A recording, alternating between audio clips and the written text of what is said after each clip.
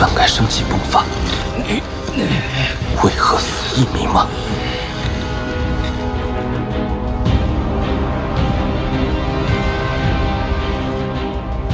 ？1年间，我踏过了雪域国许多城池，这里没有皇族存在，每一个城池都归属于某个强大的修士所有。在这里，凡人就是奴隶，他们唯一的生存价值，就是为雪域修士服务，制作冰雕来换取生活所需。凡人毫无生机活力，此地死意也尤为深重。我虽不习此地，但却是我体会生死意境中死意的好地方。雪域国制作的冰雕的确颇为神奇。凡人所雕刻的冰雕，会有专门的修士为其刻下阵法，并以一种秘法激活，使得这冰雕变成如同傀儡般的存在。雪域修士的功法精髓，我钻研许久，但仍不得要领。我猜测，这冰雕就是雪域国的根本。若能习得此法，再将其与木雕融合，定对我大有裨益。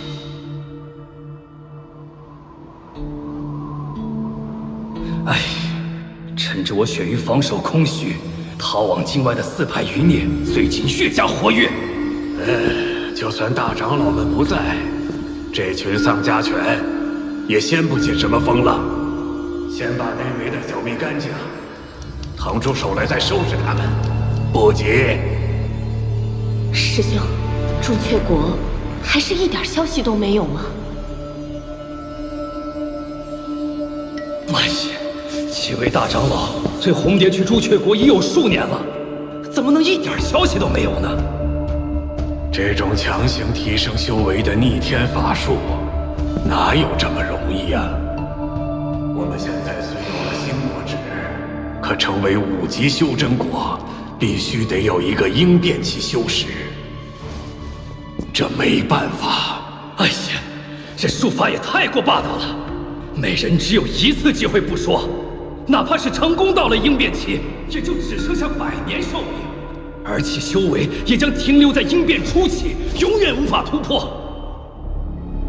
希望大长老们当中有人能够以应变修为归来吧，这样我们才有100年时间将血族重新复兴起来。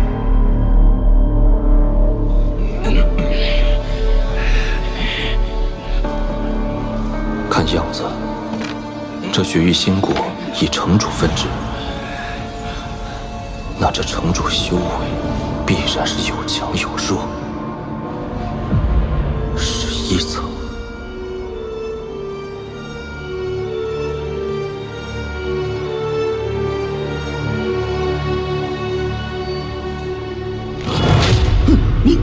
你是何人？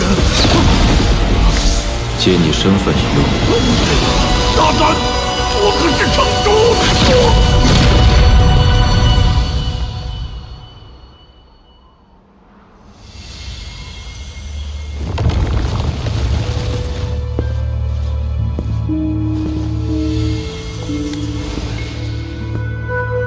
师傅，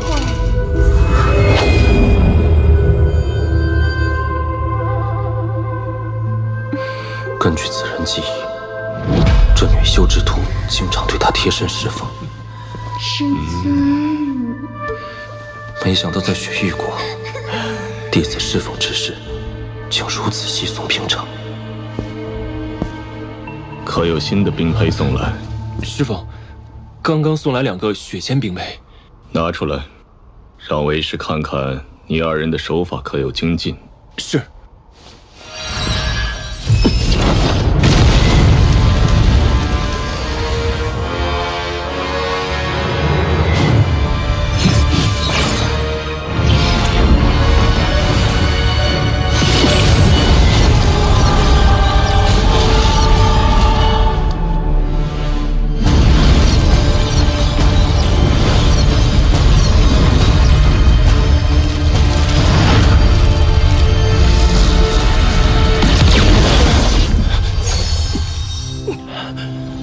按照此人记忆，这9条血经脉才算完成冰雕傀儡制作的第1步。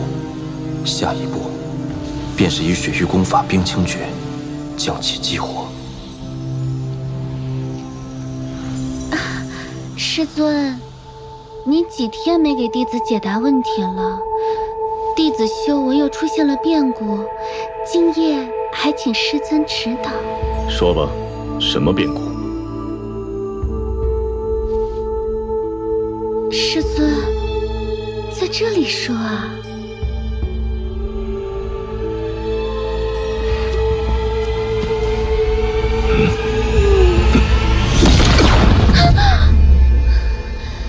师父，弟子错了，方才弟子以为……继续。以冰为苦，以血凝魄。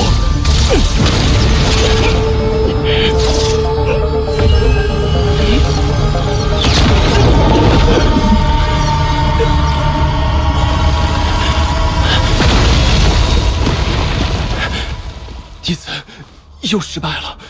根据此人记忆，冰清诀讲究的是炼心，此诀以冰易骨，以血凝心，成就冰血之魂，从而达到心入冰清的境界。此诀果真是玄机不定，容不得半点失误。大师兄回来了。弟子参见师父，幸不辱命，找到了那4派余孽的藏身之处。要不，我们还是照例报给冰雪神殿，让他们来派人带路。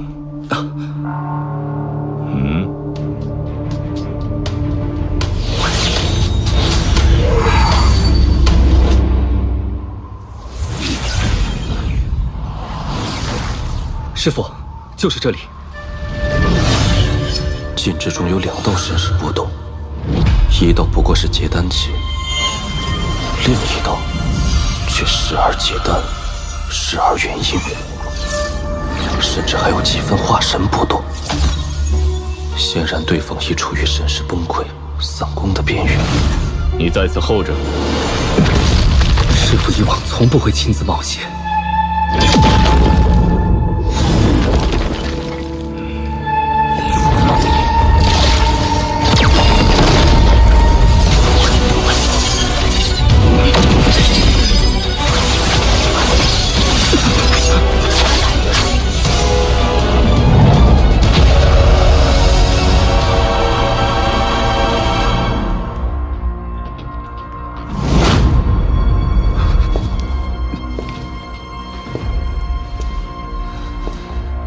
放我师父一条生路，杀我吧！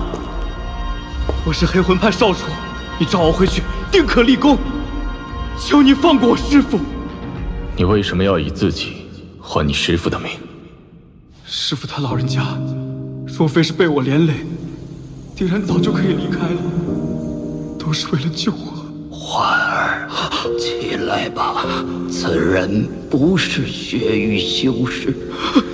师父你醒了！晚辈参见黑魂派前辈。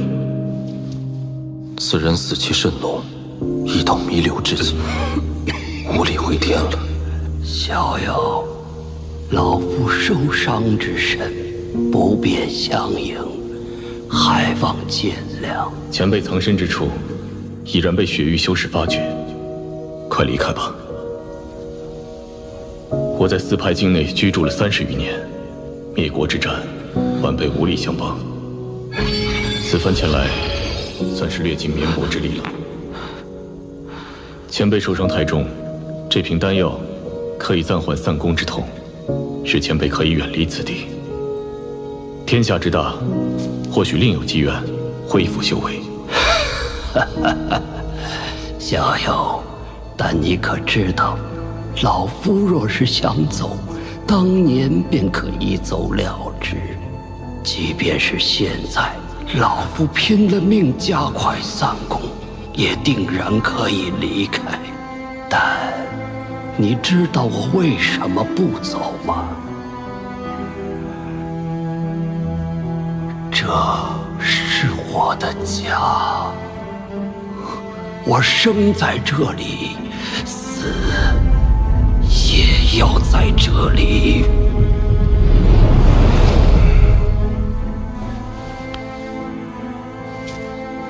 小友，此宝送礼。了却赠药因果。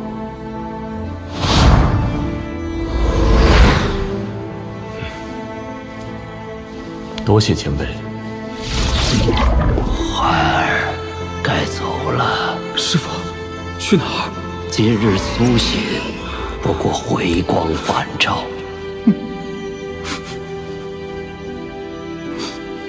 走吧，以后你就要靠自己了。师父没法再护你了。不，师父，不要！师父！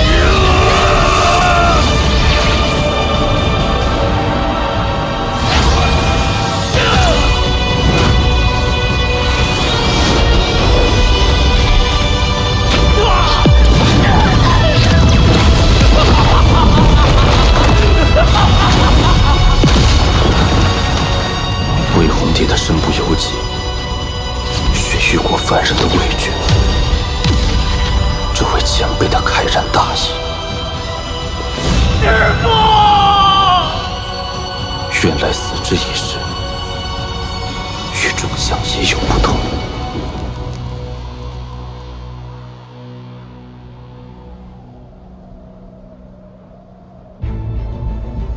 春去秋来，又是3年冰雪降。对冰雕傀儡的研究也有了一些进展。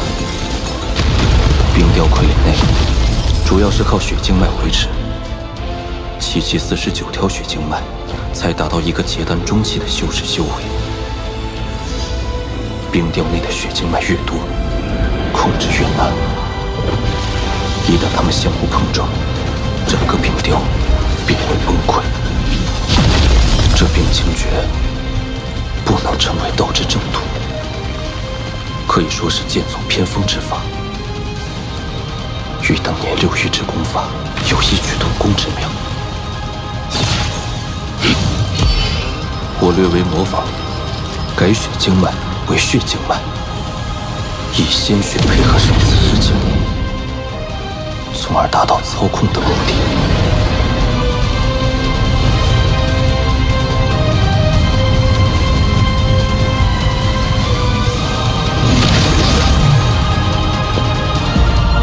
4年之期已到，是时候离开了。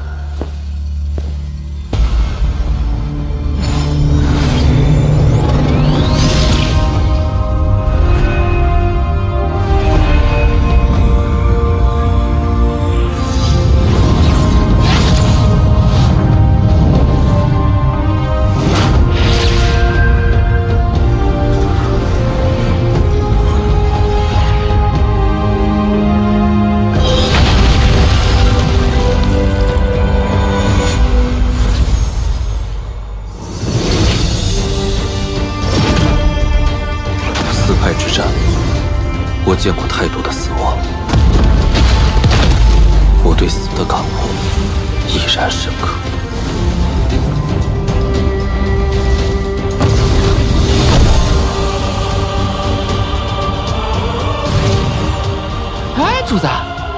是要去哪儿啊？落叶归根，可我的家在何处？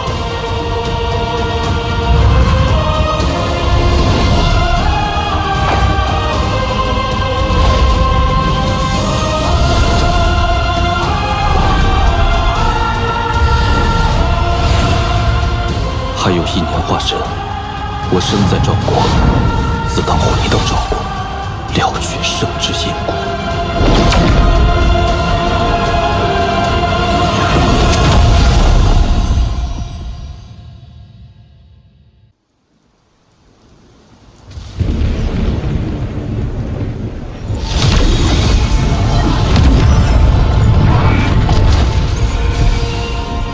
再向东4万里，便可抵达赵国。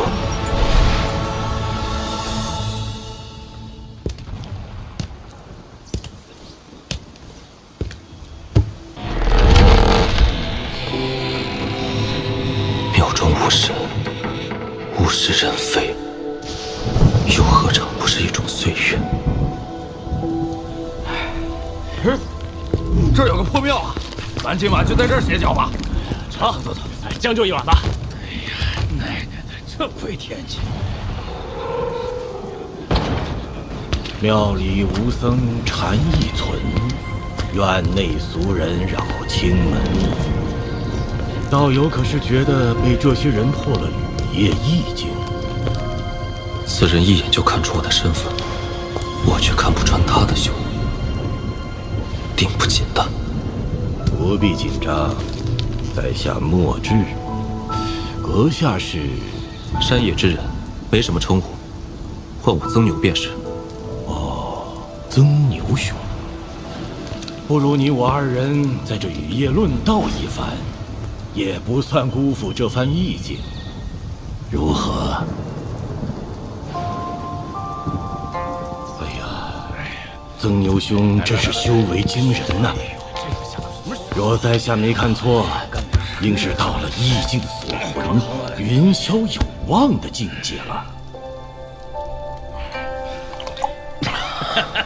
什么他娘的锁魂啊，云霄的，那人莫不是疯了？阁下此言甚是，疯这一字用得甚好。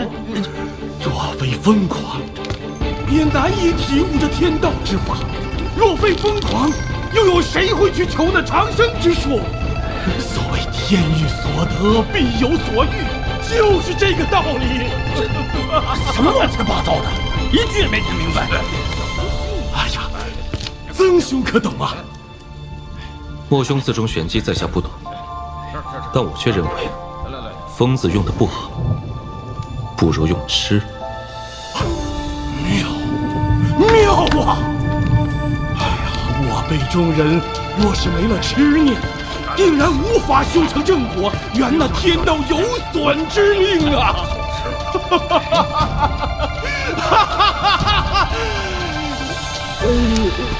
刚才我们说到哪儿了？还真是个疯子！就是哎，疯疯癫癫，真是什么人都有。罢了，忘便忘了。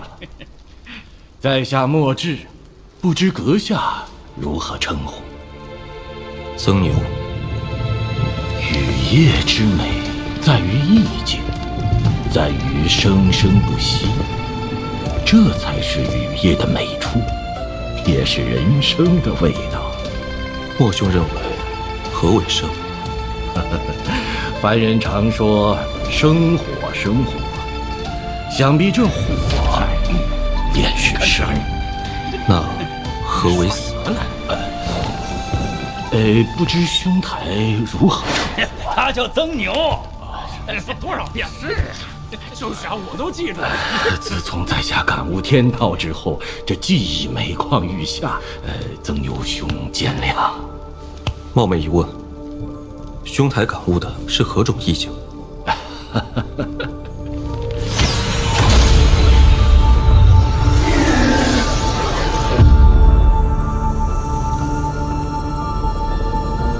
兄台将意境展露于此，不怕我偷师了去？你有更高的追求，怎会拘泥于我这小小的意境？我只兄自谦了，意境并无强弱。意境虽无强弱，但境界却有高低。获得意境无非两种方式：一是模仿他人意境，二是借天道悟出自身意境。虽两者都能化神，但境界差别巨大。前者无论是战力或潜力，都远不及后者。能感悟出自身意境之人，凤毛麟角。为达化神，他们只能出此下策。但你不同，曾牛兄日后必大有可为。唉，没错，这便是妄境。你铺盖呢？今日有无根水降，这洼地之水便是生；他日无根水失，这洼地之水便是死。此地神像在时，庙宇为生；如今神像消失，便是死。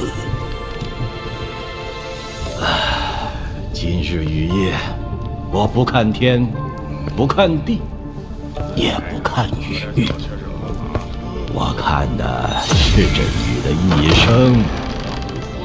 曾牛兄，你懂便是懂，不懂便是不懂，好自为之。我苦思生死数十载，今日终于明悟：欲出生于天，死于大地，中间下落的过程便是人生。这便是生与死，这便是独属于我亡灵的生死意境。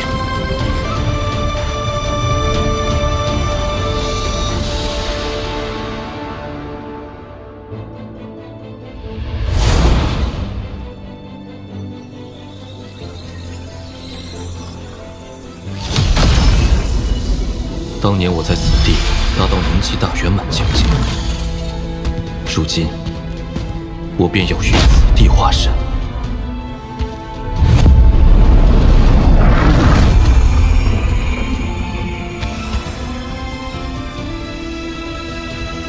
现在分身已是元婴期大圆满，但本尊受极境所困，还停在结当后期。若想顺利化身，必须将二者分离。在我功法未达成之前，分身与本尊只能短时间融合。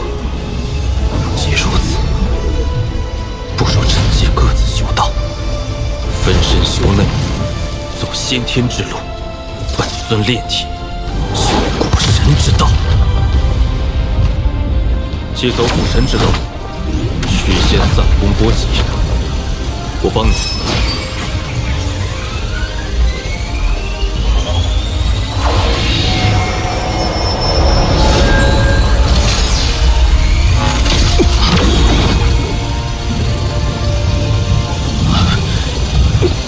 跌倒出机器了，继续。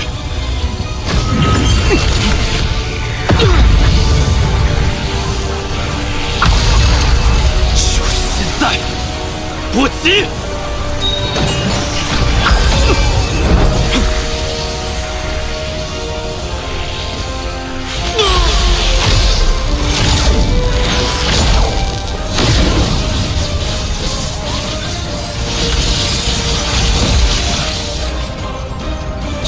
炼制成法宝，此物于我已无用。把杀气血珠给我。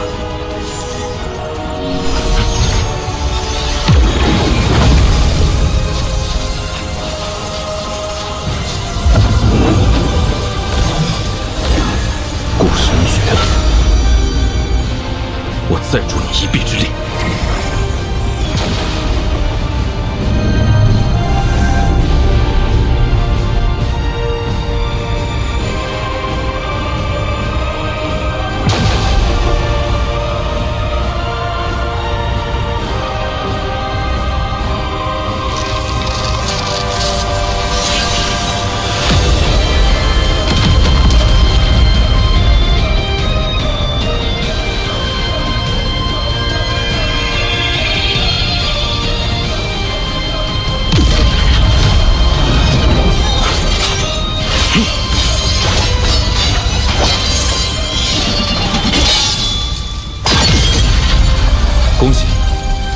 完成了古神第2次蜕变。但我不能在此久留，若有人发现我修古神之道，定会引来灭顶之灾。我将沉入大地，经历星球地心的考验。古神之道，注定孤独；先天之道，亦九死一生。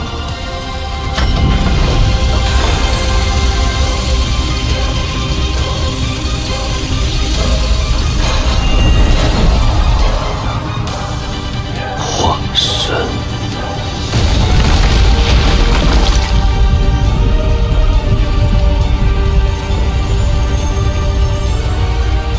生死一境，看看。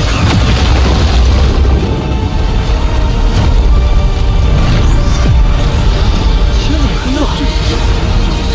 师傅，我刚刚对阵心神震动，现在又突然天色异变，莫不是要出什么大事？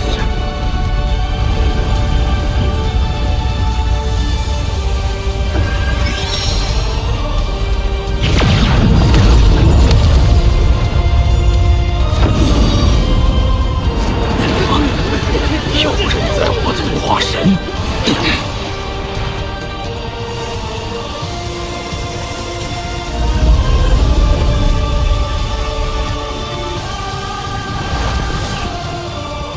究竟是何人在此化神？不知，但一定和赵国有渊源。据说化神之时，灵力不仅对附近修士有极大帮助，就连周围的凡人都能因此获益，百利而无一害。入定调息。究竟何为修仙？凡人学会吞吐灵力，改造身体成为容器，完成入基，随后广纳天地灵力，将其压缩成金丹。此丹经灵力运化，诞生道婴。结婴成功，便有了与天斗的资格。但若想找到逆天之法，还需一把神兵利器，这便是天地之力。于是婴体感悟天道，退为元神，挥天地之力对抗天道。这就是以彼之道，幻师彼身。元神不灭，肉身永存。他化神成功了。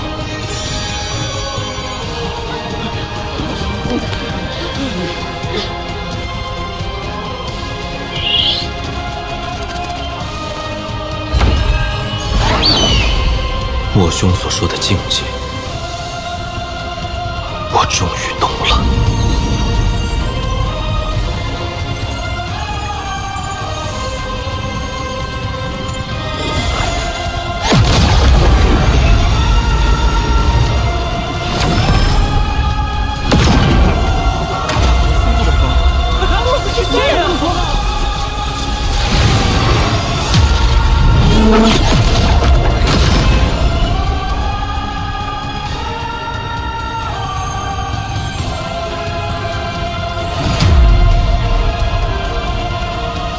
前辈可是我赵国之人，可否在此地定居100年，让赵国成为4级修真国，提升国力，以抵御外敌入侵？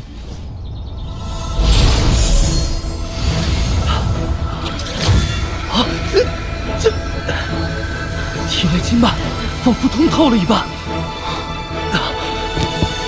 40年就到达筑基后期，不错。你是？还真以为掉了几根木头，你就是我受无伤的仙妻了。我来陪你。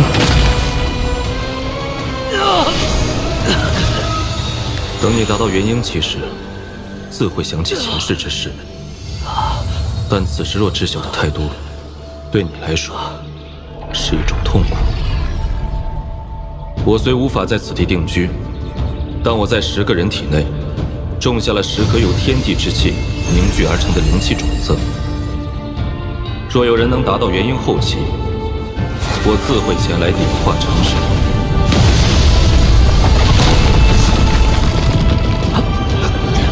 此物可保赵国免受同继修真国入侵3次，好自为之。多谢前辈。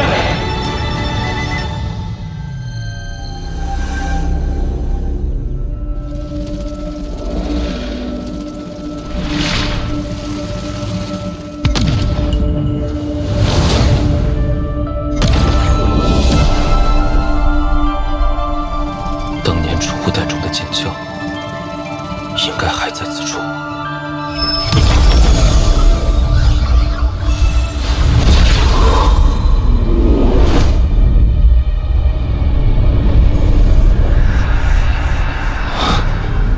找到了。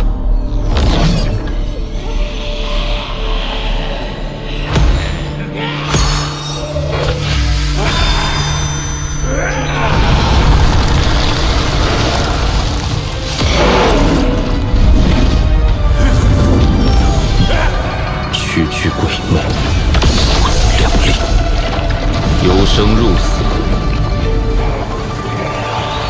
由死转生。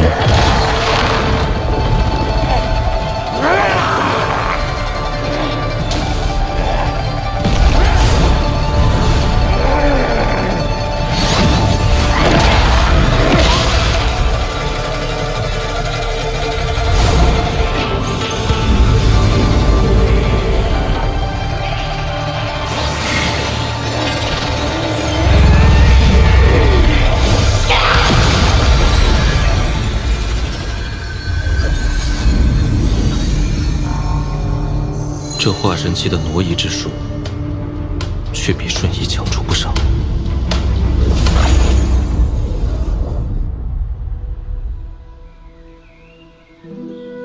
爹，娘，孩儿如今已经化神，等我突破应变，就能将司徒前辈唤醒。到那时，说不定就有复活你们的办法。再等等我。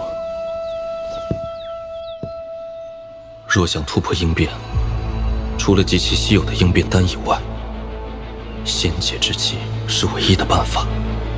此次仙界之门开启，所有修士都虎视眈眈，此行必定会经历一场恶战。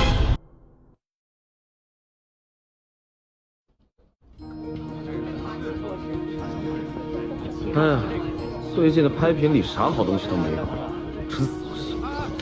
知足吧，最近几大宗门四处搜刮宝贝，能剩下点就不错了。哎，四大宗门这是要……嘘，我听说他们要去仙界啊。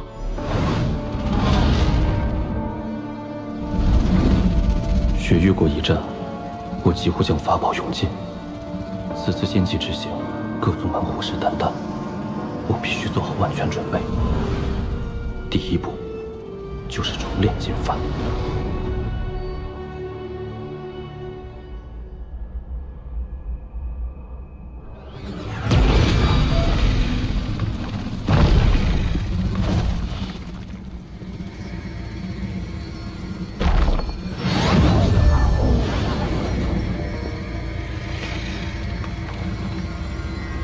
这是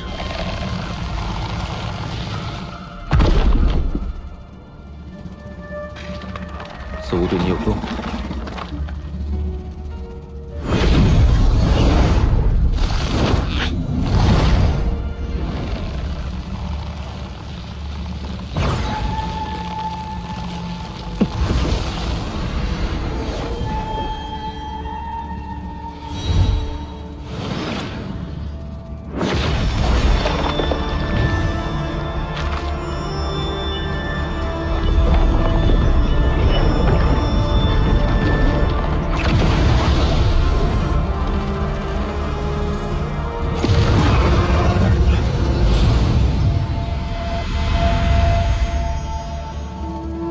竟能提高灵兽修为。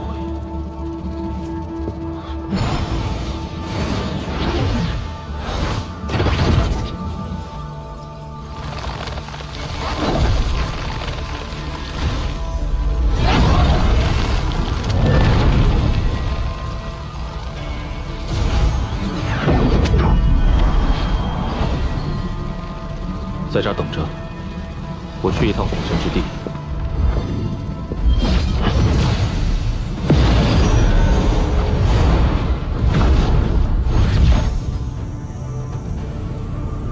只要我不进入古神之地关卡内，托森应该就不会察觉。即便察觉，以我现在的修为，也定然可以提前离开。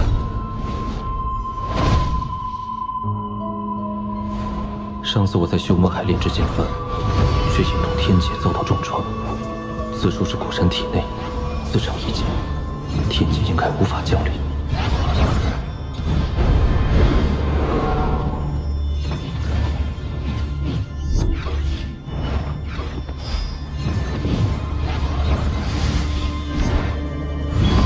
最后一个，若我猜测有误，天劫降临，唯一的金幡怕是很难保住。可若现在停下，金幡达不到小成，威力不够，心结之刑也起不到作用。赌一把。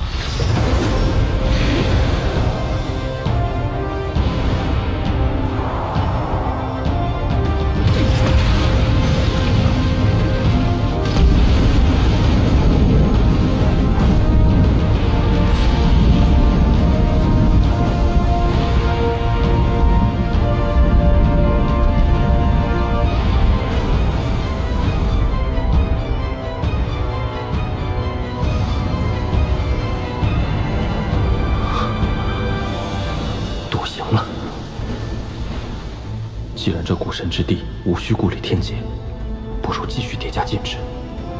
兴许金幡能一举达到中程，届时必定威力倍增。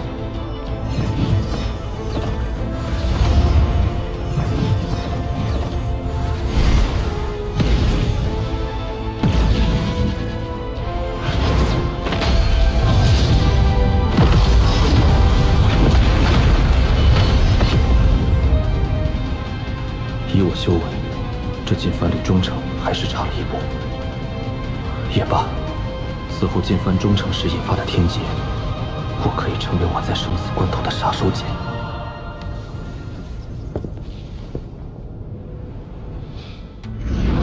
此法宝为混元取手圈，世间任何兽类都可为收服操控。只是使用此物会耗损灵力，收服的兽类越强大，耗损灵力越高，需量力而行。若能再收服一只妖兽，也算意外之喜。若找不到，再离开也不迟。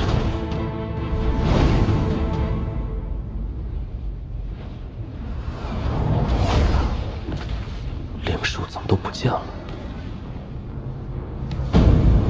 皇上！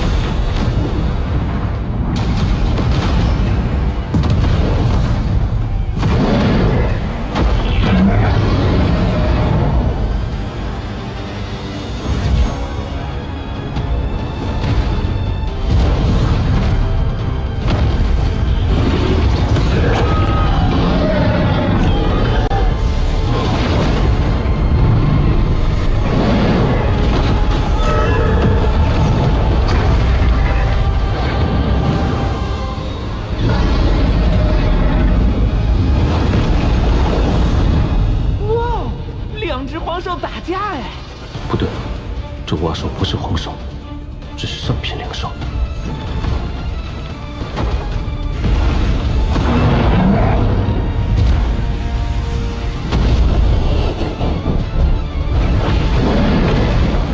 能与黄兽一较高下，真不简单。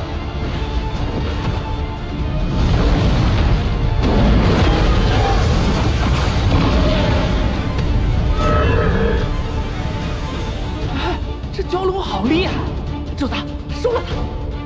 以我现在的修为，还无法收服黄兽，上品灵兽倒可以试，但能否在黄兽面前离开，就得拼一把了。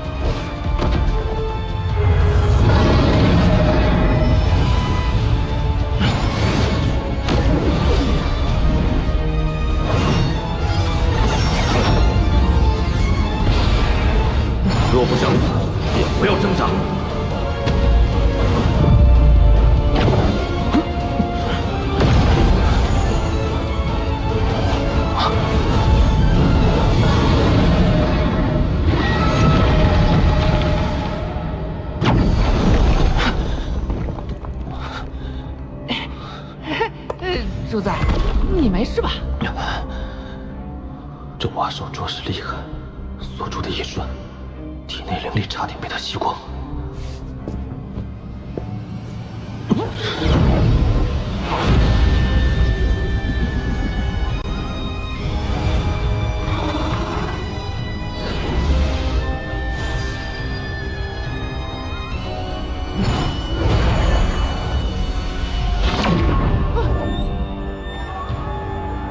原来此兽就是雷蛙，混元驱兽圈应是定时吸收我体内的灵气，维持灵兽的锁定状态。以后要提前输送灵力，否则一旦打斗中出现这种情况，危险至极。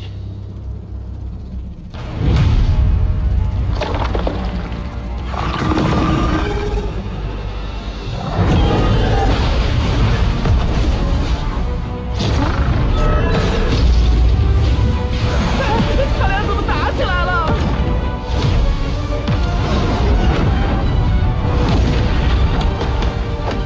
够了！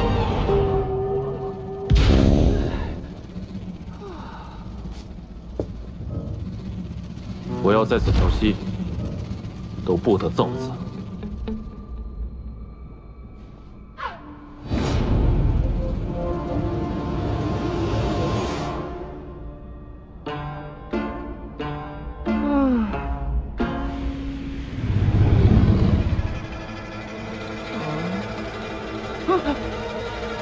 哎呀，都6天了，这两个家伙有完没完？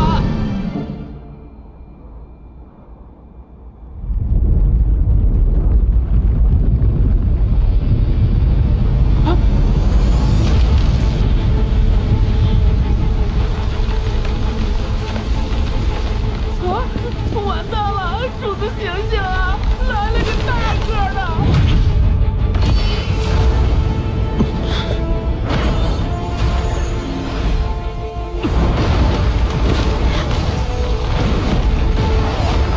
以我的修为，恐怕难以制服。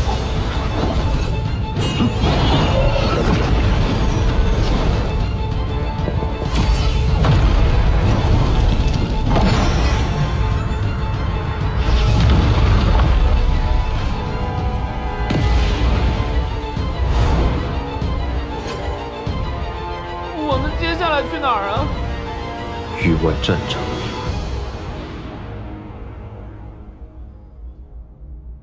今日是武文国域外战场通道开启之日，望我国众精英能抓住此次机会，让修为更上一层楼。多谢使者大人。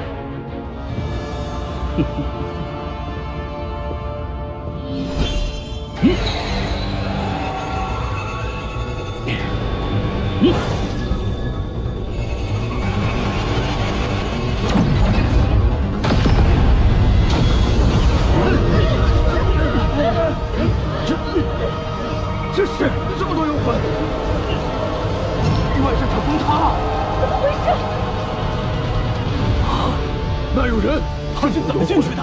那位道友恐怕凶多吉少啊！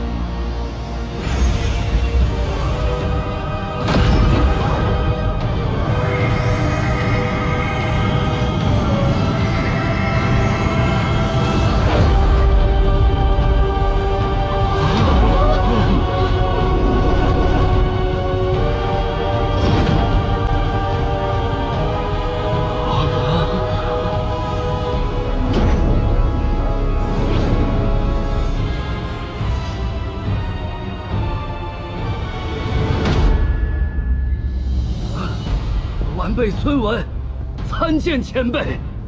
参见前辈，参见前辈。此为何地？回前辈，是武文国。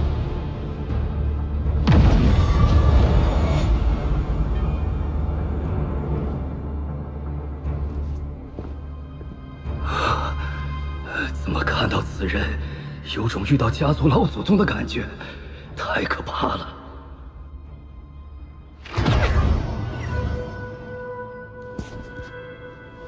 如今进番、灵兽、魔头与上古法器均已备好，就连那3把剑鞘都被我以元神祭炼，现在只差最后一步。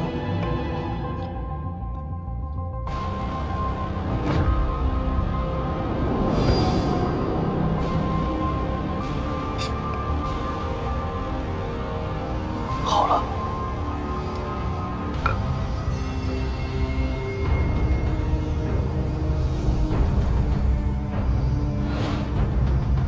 这些年，那3把剑鞘先后开始祭炼，就连当年上古修士的法宝，也破开了为我所用。可唯独在修魔海内得到的此物，我一直看不透。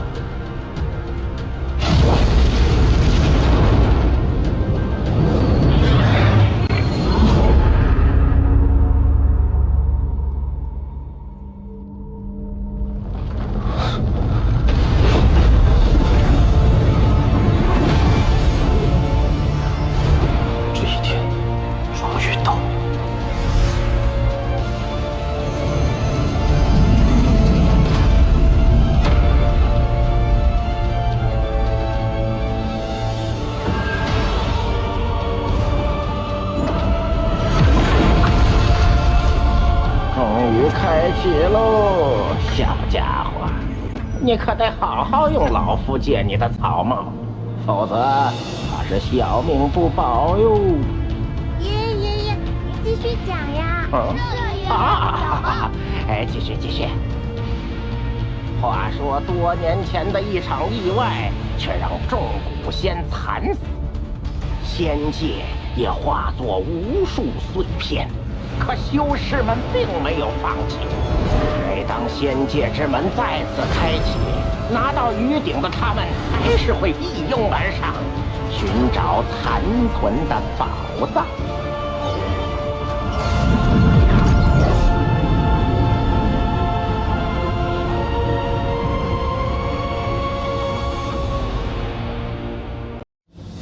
这原本应是一面完整的平台，受这一掌波及，便碎成这般模样。